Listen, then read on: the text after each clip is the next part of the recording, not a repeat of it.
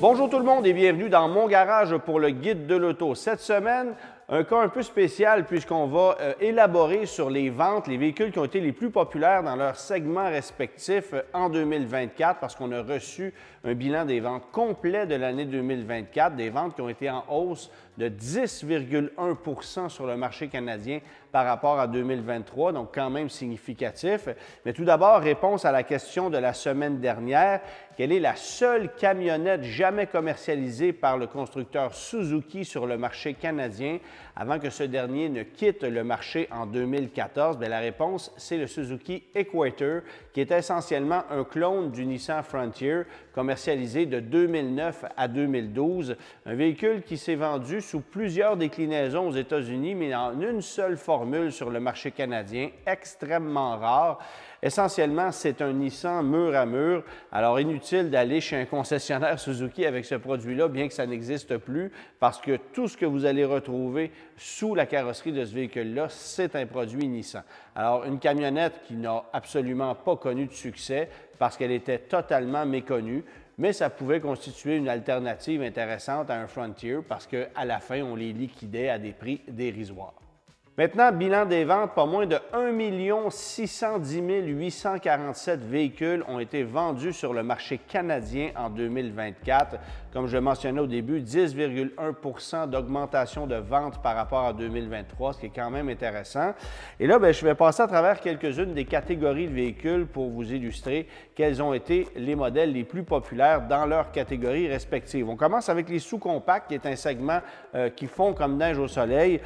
Sans surprise, le produit le plus populaire, ça aurait été la Mitsubishi Mirage à 2931 unités vendues. Évidemment, un modèle qui disparaît en 2025, mais ça aurait été le modèle le plus vendu, plus que la Nissan Versa qui s'est vendue à 2710 unités et plus que la Fiat 500e qui s'est vendue à 1275 unités, dont plus de 80 sur le marché du Québec. Alors évidemment que le marché des sous-compacts tend à disparaître, mais ce n'est pas le cas du marché des voitures compactes, parce que là, c'est 129 578 véhicules qui ont été vendus et la Honda Civic a repris la position de tête. Elle était devancée par la Corolla l'an dernier, mais avec l'arrivée de la Civic hybride de fabrication canadienne, bien évidemment, les ventes ont grimpé de façon considérable, si bien qu'on a vendu 31 774 Civic sur le marché canadien en 2024, contre 25 988 Corolla et 20 427 Hyundai Elantra. Ce sont les trois modèles les plus vendus chez les compacts. Berline intermédiaire, ça aussi, ça se vend que très peu. À peine 30 939 voitures ont été vendues sur le marché canadien. Et pour vous donner une idée, Toyota vend près de 300 000 Camry sur le marché américain. Un seul modèle qui se vend, évidemment, 10 fois plus que l'entièreté des modèles du segment sur le marché canadien. C'est vous dire à quel point les mœurs ne sont pas les mêmes chez nous au Canada. Mais il s'est vendu 10 026 Camry sur le marché canadien, 5 721 Prius. Alors aussi bien dire que Toyota possède 50 du marché actuellement et ça sera beaucoup plus dès l'année prochaine puisque l'autre modèle le plus vendu, c'était la Chevrolet Malibu à 4 523 unités, voiture qui disparaît du marché cette année. On a vendu à peine 3 000 Honda Accord sur le marché canadien en 2024. Alors, c'est Toyota qui domine ce segment et ils sont là pour rester parce que la Camry et la Prius, ce sont deux produits qui sont très importants dans le catalogue Toyota.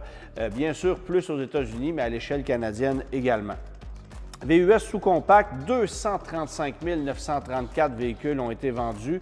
Le plus populaire, ça a été le Kona, mais en combinaison avec le Kona électrique. Et pas loin derrière, la Subaru Crosstrek à 28 303 unités contre 30 020 Kona sur le marché canadien. Et le troisième, le plus populaire, bien, tenez-vous bien, c'est le Volkswagen Taos à 20 420 unités.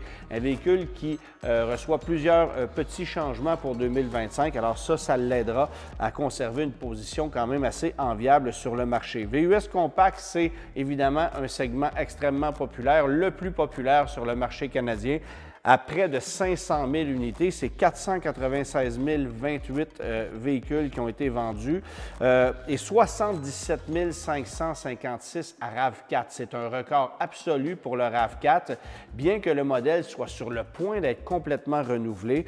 Alors, ce n'est pas parce qu'un modèle est vieillissant qu'il n'est pas populaire. En voici la preuve. Et vous le verrez aussi avec l'Audi Q5 qui, dans son segment, est toujours leader. Alors, c'est intéressant de constater ça. Deuxième en position, c'est le CR-V à 55 363 unités. Nissan Rogue en troisième à 32 737 unités. Et le Ford Escape qui a vu ses ventes augmenter de façon considérable cette année pour atteindre 31 037 unités.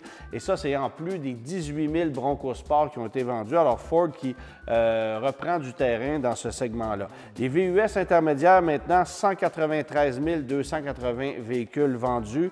L'Explorer et le Mach-E font partie des véhicules les plus populaires. 11 379 Explorer, 10 658 Mach-E. Hyundai Santa Fe avec 11 334 unités. En combinant l'Atlas et l'Atlas Cross Sport, on est à 14 702 véhicules. Et en combinant le Highlander et le Grand Highlander, on est à 14 263 véhicules, 12 584 Grand Cherokee et 11 101 Outback. Alors, c'est un segment où il y a beaucoup de compétition et où les ventes sont très similaires d'un constructeur à l'autre. Bon, évidemment, je vous ai nommé les plus populaires. Il y en a qui se vendent beaucoup moins, mais Volkswagen est un constructeur qui se défend très bien dans le segment des VUS. On s'en rend compte et on s'attend à ce que les ventes du prochain Tiguan, qui est sur le point d'arriver, soient elles aussi très populaires.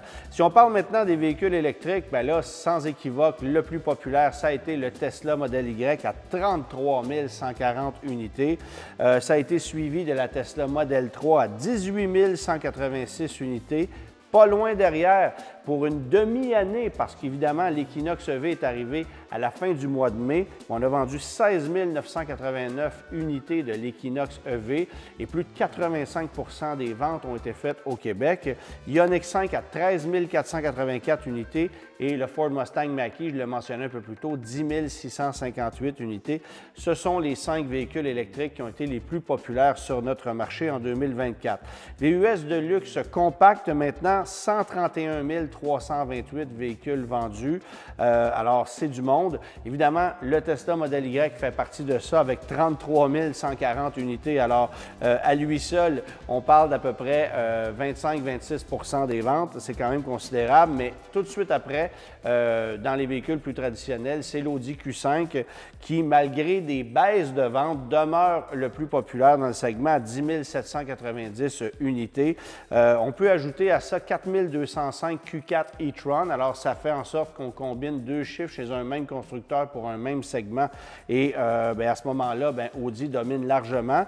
Mais pas loin derrière, il y a Lexus avec le NX à 9 196 unités. On s'est rendu compte dans le segment des VUS compacts de luxe que plusieurs acheteurs de modèles traditionnels avaient migré vers des véhicules électrifiés et il y a beaucoup d'offres dans le marché en ce moment. Alors, ça fait en sorte qu'au total, les ventes dans le segment ont quand même augmenté. Du côté des camions pleine grandeur maintenant, 323 738 véhicules vendus. Ford est en hausse de 8,6 avec la série F à 133 857 véhicules vendus. GM est en hausse de 1,1 seulement avec 114 204 véhicules vendus. Ça exclut évidemment le Hummer, mais ça inclut les Silverado et les Sierra EV. Mais du côté de chez Ram, c'est catastrophique. Les ventes sont en baisse de près de 25 en fait 24,3 et ça s'explique carrément par l'abandon du Ram classique, la clientèle qui n'a pas mordu à l'hameçon pour le Ram 2025 qui a été lancé en mi-année, un véhicule qui était peu compétitif en matière de prix. Alors ça a coûté cher à Stellantis, les ventes qui ont chuté drastiquement et ça fait très mal évidemment aux constructeurs. En terminant, question de la semaine, en nombre d'unités, quelle a été la berline la moins vendue sur le marché canadien en 2024? Réponse la semaine prochaine.